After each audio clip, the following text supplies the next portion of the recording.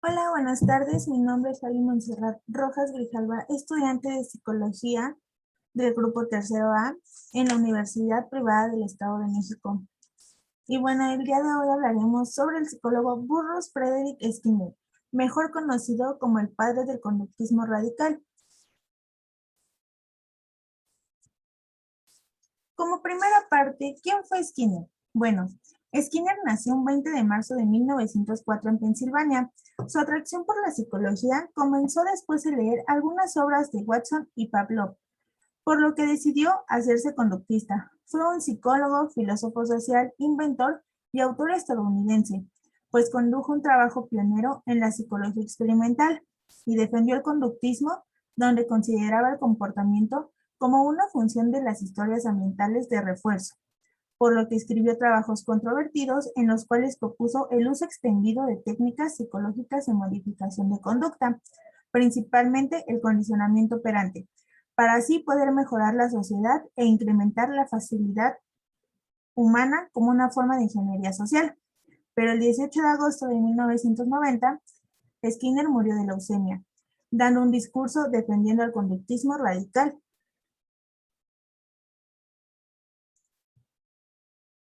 A continuación veremos parte de sus antecedentes históricos.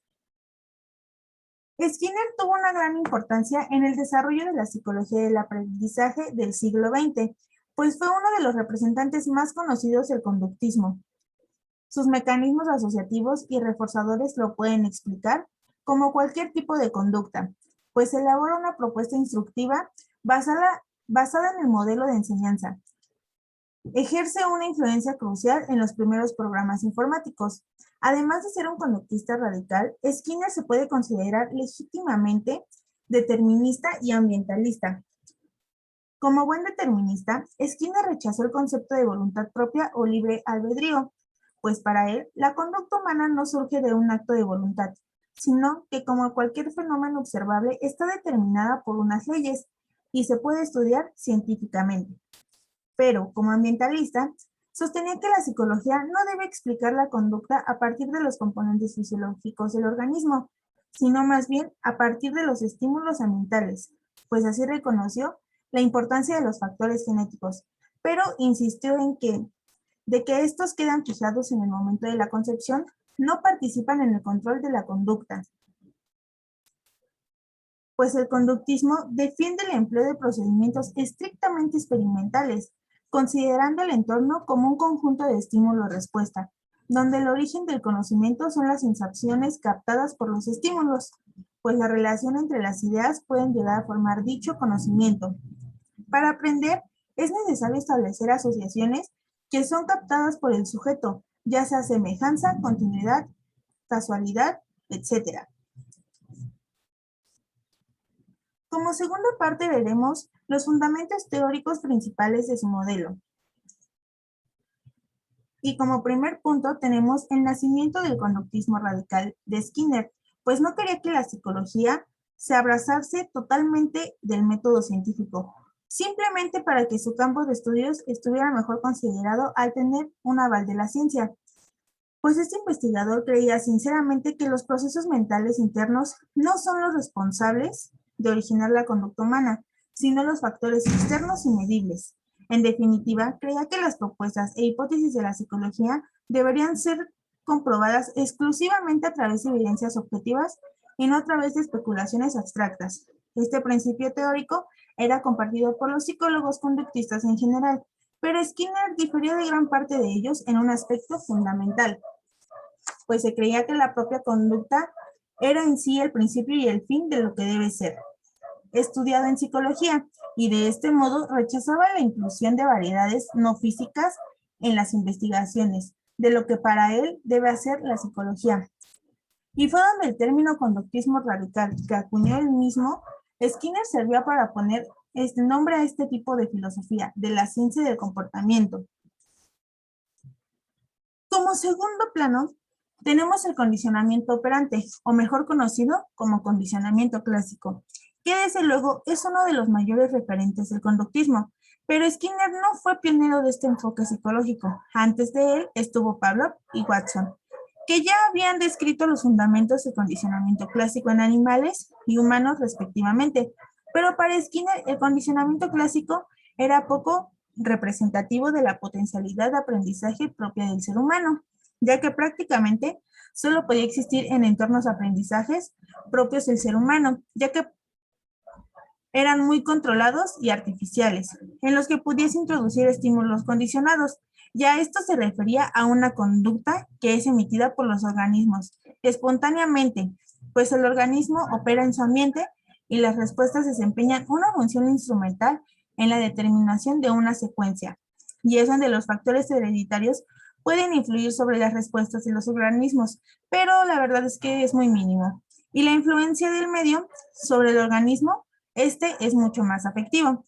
Así que en él utilizaba básicamente la forma de aprendizaje asociativo, conocido como condicionamiento operante, basada en el aumento o disminución de ciertas conductas, dependiendo de sus ideas y consecuencias, ya fueran positivas o negativas.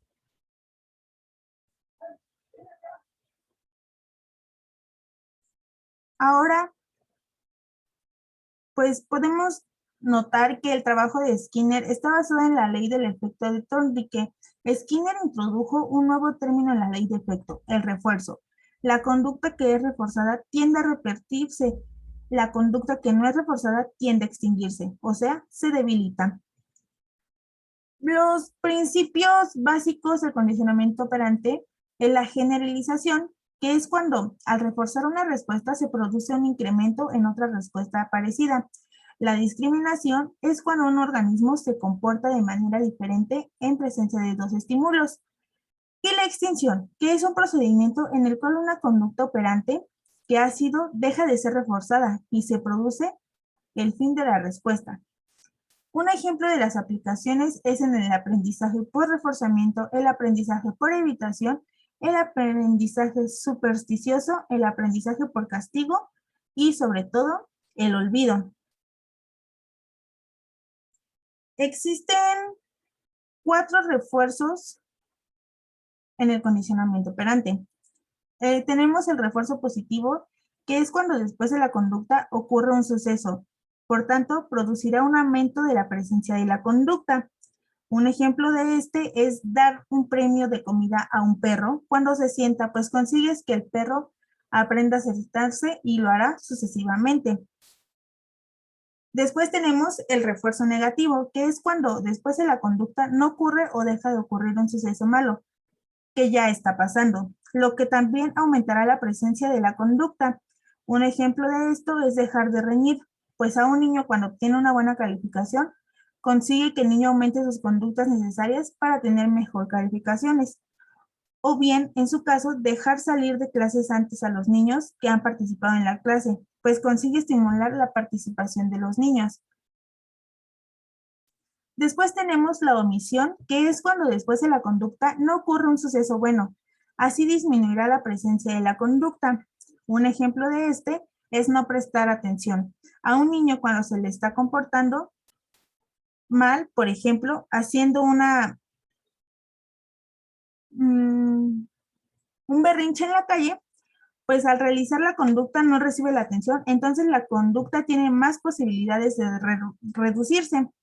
Y por último tenemos el castigo, que es cuando después de la conducta ocurre un suceso malo, lo que también disminuirá la presencia de la conducta. Este es quitar la consola a un niño porque no ha recogido su ropa. Consigue que disminuya la conducta de no recoger la ropa. Y bueno, después de esto, llegamos al punto de las cajas de Skinner, pues experimentó con la conducta de animales partiendo de los principios del condicionamiento operante. Para ello, utilizó entornos en los que se intentaba tener un control total de todas las variables para poder observar limpiamente qué era lo que afectaba el comportamiento del animal. Era una especie de jaula para ratas que contaba con una palanca y un dispensador de comida, pues cada vez que la rata, por casualidad o deliberadamente activaba la palanca que se hallaba a un lado, un trozo de comida caía, lo cual era una manera de animar al roedor y volver a repetir este acto. Además, la frecuencia con la que la rata movía la palanca quedaba registrada automáticamente. y esto facilitaba el poder hacer un análisis estadístico con los datos obtenidos. Este experimento fue sirviendo como medio para introducir diversas variables, entre ellas una descarga eléctrica, y ver cómo afectaban en la frecuencia con la que se producen ciertas conductas. Pues esos experimentos sirvieron para describir ciertos patrones de conductas basados en el condicionamiento operante y probar la posibilidad de predecir y controlar ciertas acciones de los animales. Y actualmente este experimento sigue siendo relevante. Ahora algo extra, pero no menos importante, hablaremos sobre la máquina de enseñar.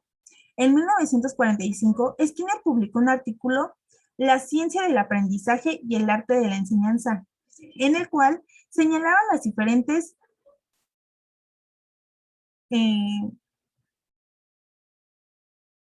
cualidades de las técnicas educativas tradicionales e indicaba que la utilización de máquinas podría ayudar a solucionar muchos de los problemas de la educación. Esta máquina estaba formada por una pantalla y un carrete que servía para correr el rollo de papel, el cual sostenía una serie de preguntas que el alumno respondía. El objeto era enseñar y asegurar que el refuerzo fuera emitido y obligar al alumno a emitir una respuesta que pudiera ser reforzada. Pero después de esto se consideraba que todo aprendizaje puede lograrse mediante el moldeamiento, pues ya que eran métodos de aproximación sucesivos, creando conductas nuevas a partir de una conducta existente. Y después de esto vino lo que era la enseñanza individualizada. Pues para Skinner, cada alumno tiene un ritmo de aprendizaje y lo más importante es saber reforzar en cada caso la respuesta deseada. En este sentido, la obra de Skinner encajó bien con la mayoría de los trabajos que se elaboraron en psicología y aprendizaje durante los 60s y 70s.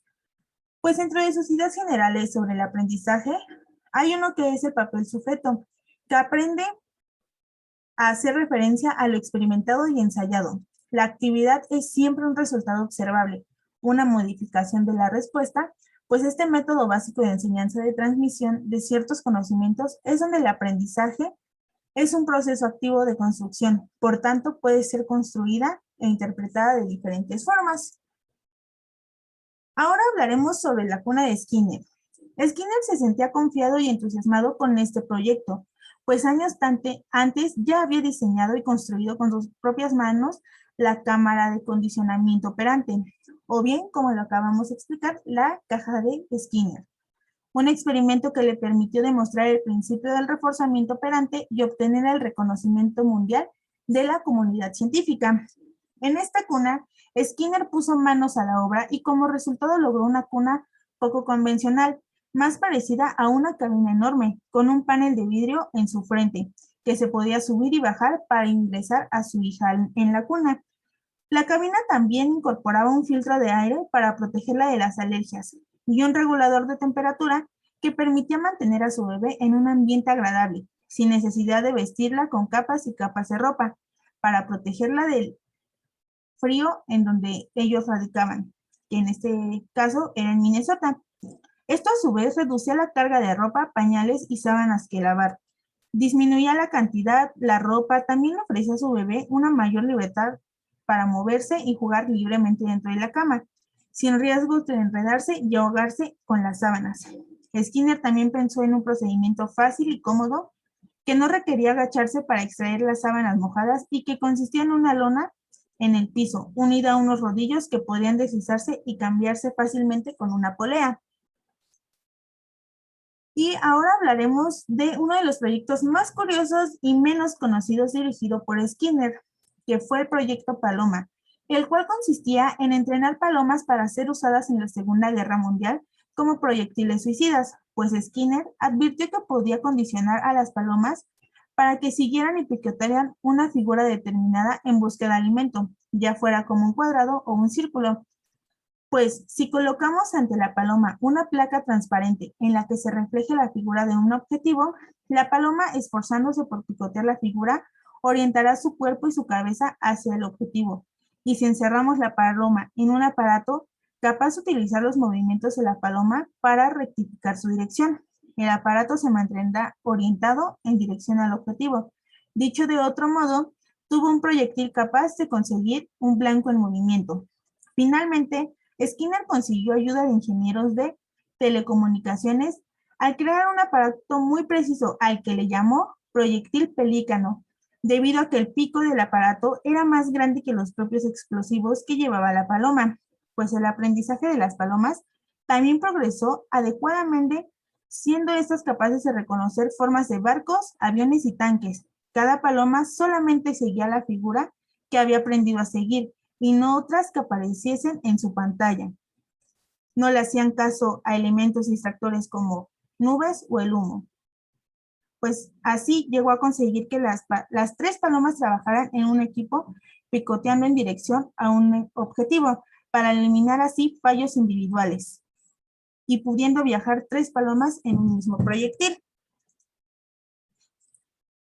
Y bueno, ahora veremos cómo esta teoría es aplicada en la realidad, ya sea actualmente o en años atrás. Pues lo podemos ver en la naturaleza del aprendizaje, donde cambio de conducta se debió a una experiencia donde la conducta es el estímulo y la conducta misma es la respuesta. Pues es una experiencia que produce el aprendizaje y esta hace referencia a la aparición próxima a los estímulos y las respuestas en el espacio y también el tiempo. Según Skinner, las contingencias varían de persona a persona, según sus características genéticas, los estímulos y refuerzos recibidos. Actualmente lo utilizamos como una forma de aprender por medio de recompensas y castigos, pues este tipo de condicionamiento sostiene que una determinada conducta y una consecuencia, ya sea un premio o un castigo, tiene una conexión que nos va a llevar hacia un aprendizaje aplicado a la educación y a la vida diaria. Y tomando en cuenta la teoría de reforzamiento, hace hincapié en que una persona tiene más posibilidades de repetir una conducta que es reforzada de manera positiva, así como será más probable que repita aquellas que están asociadas a estímulos o refuerzos negativos. Y bueno, gracias a todo esto podemos ver y nos vamos a dar cuenta de los aspectos positivos que ha traído esta teoría. Pues esta forma de intervención tiene claros los fines y apunta a los cambios de una conducta, cuyos resultados se pueden medir con exactitud, y así tener un cambio claro y válido, pero sobre todo específico, acentuando en el aprendizaje social, donde su objetivo es organizado, concreto y explícito. Pues este no solo se va a enfocar en el aprendizaje escolar, sino también en el general, y esto va a depender de los efectos y las conductas en el medio, pues estimula o motiva a la persona a hacer un aprendizaje, moldeando su conducta o cambiándola. Y con esta modificación, el comportamiento dará una oportunidad de un esfuerzo. Pero claro, como en todo, también hay cosas negativas, las cuales veremos a continuación. Pues varios investigadores consideraron que el conductismo fue incapaz de explicar ciertas conductas sociales, considerando que se presentan varias desventajas, las cuales son que la enseñanza se plantea como un programa de contingencias de refuerzo que modifica la conducta del ser humano, pues el intento de predecir y controlar la conducta de forma empírica y experimental es un paradigma que se presentará en la enseñanza de un aprendizaje, donde no es bueno que un alumno o un ser humano actúe solo esperando recibir algo a cambio, porque esto va a dañar su aprendizaje, ya que después pensará que todos se ven obligados a darle algo a cambio por su buena causa o conducta, pues este modelo interpreta estrictamente las conductas en relación causa-efecto, sin dejar lugar a los valores, elecciones morales o juicios éticos del ser humano, pues la modificación de la conducta no encajaba a veces con determinadas prácticas culturales y la inadaptación puede ser un fruto de un proceso de sobrevivencia. Este se va a polarizar a la diferencia de roles y estatus entre el profesional y el sujeto, lo que hace que la relación sea poco dinámica y paternalista. Y para finalizar como una conclusión personal, como estudiante de psicología, para mí el condicionamiento perante Skinner es un tema indispensable para la conducta humana, pues esta debe ser guiada y dirigida por refuerzos, los cuales son de carácter motivador para dirigir una conducta, ya sea positiva o negativa, pues son fundamentales en el aprendizaje. Claro, siempre y cuando sabiendo utilizarlos, y así poder lograr la respuesta esperada. Pues este es un tema cotidiano que influye directamente en nuestra forma de comportarnos y así nos va a dejar experiencias en nuestras relaciones para en otra ocasión aprender de esto. pues se va a enfatizar en la atención y en los productos de aprendizaje y no necesariamente en los procesos. Es decir, lo cual le va a interesar más saber qué ha conseguido como resultado final y no se va a centrar solamente en la secuencia de los procesos, ya sean cognitivos o afectivos que han intervenido durante el mismo. Y pues bueno, esto sería todo por mi parte. Gracias por su atención.